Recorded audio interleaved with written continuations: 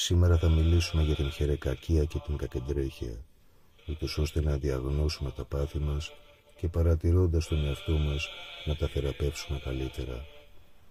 Η χερεκακία είναι μια δαιμονική κατάσταση και χαρακτηρίζει τον άνθρωπο που χαίρεται με το κακό που παθαίνει ο άλλος. Εάν λοιπόν νιώσουμε ικανοποίηση όταν μάθουμε για κάποιον που δεν συμπαθούμε ότι χώρισε ή ότι τον απέλυσαν ή ότι ζημιώθηκε με οποιονδήποτε τρόπο, τότε είμαστε χερέκακοι.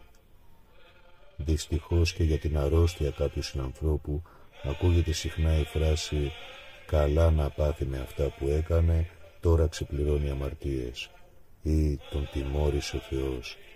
Αυτό είναι λάθος και δεν πρέπει να το λέμε. Η κακεντρέχεια είναι ακόμα μεγαλύτερο πάθος, διότι χαρακτηρίζει τον μοχθηρό άνθρωπο, ο οποίος επιδιώκει το κακό του άλλου και χαίρεται όταν συμβεί. Ας παρατηρήσουμε τον εαυτό μας στο πάθος της χερεκακίας και της κακεντρέχειας και ας θυμόμαστε τα λόγια του σοφού Σόλων, νομοθέτη των Αθηνών, που μας συμβούλευε: να μην χαίρεστε για τη συμφορά κανενός, διότι η τύχη είναι κοινή και το μέλλον άγνωστο.